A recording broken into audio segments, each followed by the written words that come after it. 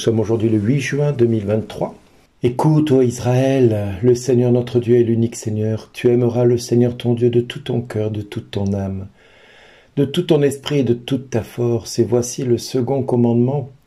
Tu aimeras ton prochain comme toi-même.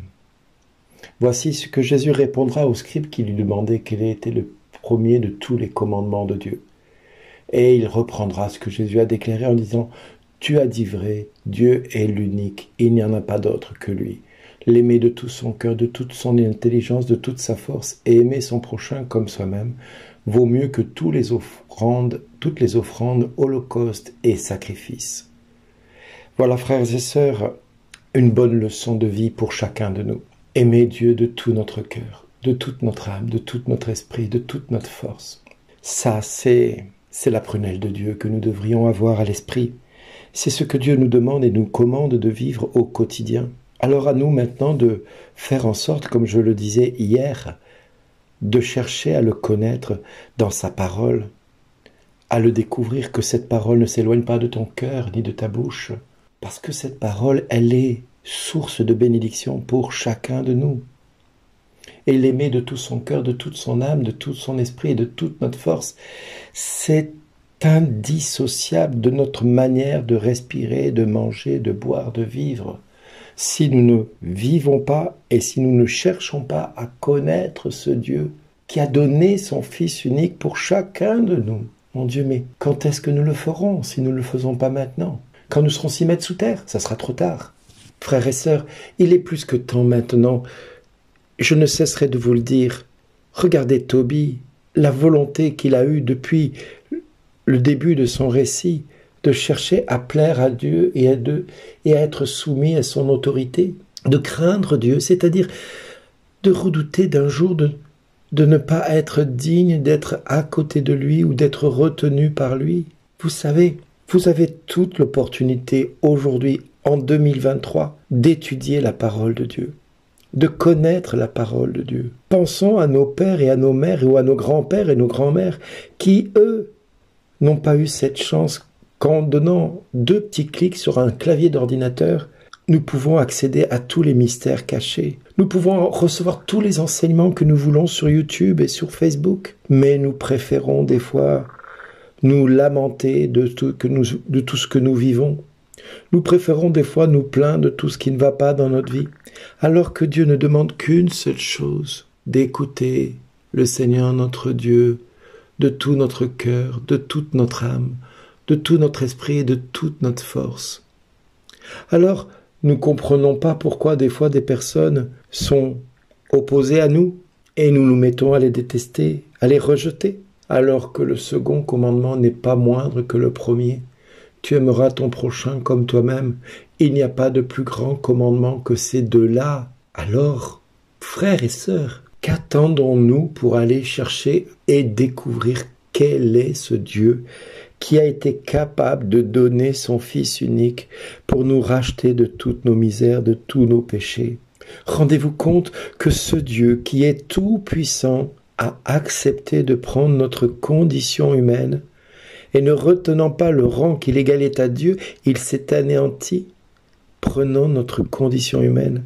Il s'est anéanti, prenant sur lui le poids du fardeau de nos péchés, pour nous amener à la vie éternelle, pour nous rendre son Père accessible à nous. Quand il nous a dit de dire le Notre Père, mais mon Dieu, quand est-ce que nous aurons conscience que notre Dieu, vous savez, le Dieu qui a créé le ciel et la terre, est aussi notre Papa? Quand est-ce que nous prendrons conscience de la richesse que nous détenons en nous, de cette richesse qui fait de nous des co-héritiers de la grâce par Jésus-Christ? Quand est-ce que nous prendrons conscience que Jésus n'a pas retenu ce rang pour lui tout seul? Il l'a partagé avec chacun de nous. Il a fait de nous des héritiers. Il a fait de nous des co-héritiers avec lui du mystère qui lui était révélé depuis toute éternité.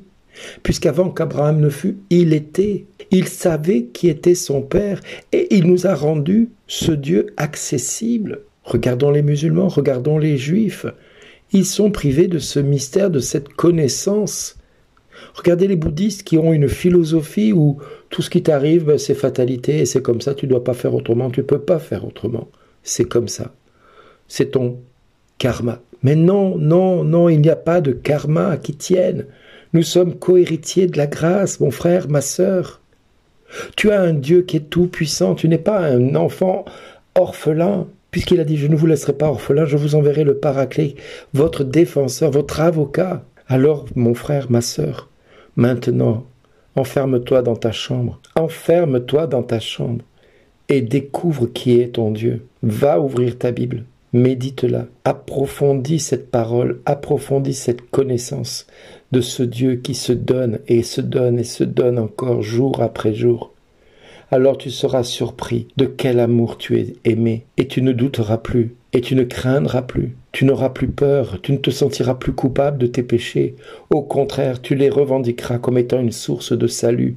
Heureuse faute qui m'a valu un si grand salut, dira saint Augustin. Eh bien nous aussi, nous pouvons nous réjouir de tous les péchés que nous avons commis aujourd'hui parce que nous savons que Jésus n'est pas mort pour rien.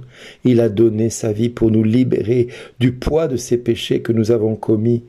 Oui, nous sommes des pécheurs, mais des pécheurs pardonnés. Oui, nous sommes des malades, mais des malades appelés à être guéris.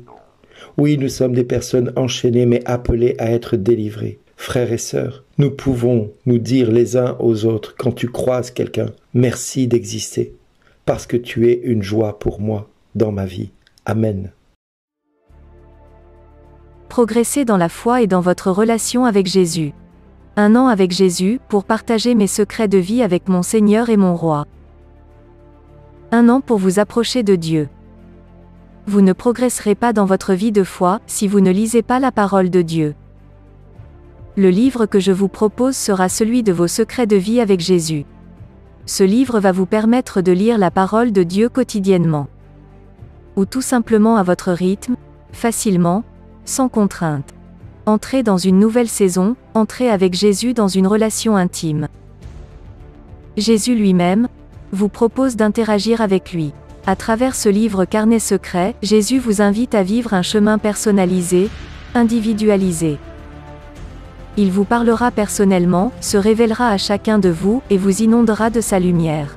Avoir une relation intime, avoir un cœur à cœur dans votre vie quotidienne avec lui. Au fil des lectures, vous saisirez de mieux en mieux l'importance de ce livre, en découvrant la grandeur de votre Dieu. De son amour pour vous, de son infinie patience et de sa miséricorde pour vous. Vous goûterez à sa tendresse de façon individuelle, vous entrerez dans les mystères de la création. Vous puiserez sur un site internet dédié à ce parcours, à des vidéos liées aux passages bibliques proposés dans ce livre. Vous accéderez à des interprétations, des visions, des approches différentes ou complémentaires de la vôtre. Dans ce livre, vous écrirez vos secrets de vie, votre cheminement avec le Christ, et vous parlerez d'amour avec Jésus. Vous pourrez le transmettre ensuite, tel un puissant testament de foi, à tous vos enfants ou petits-enfants. Commandez rapidement ce livre-recueil, pour inscrire dans le marbre votre aventure avec Jésus. Votre relation avec le Saint-Esprit, pour la plus grande gloire du Père. Commandez vite, ma Bible et moi, nous sommes un.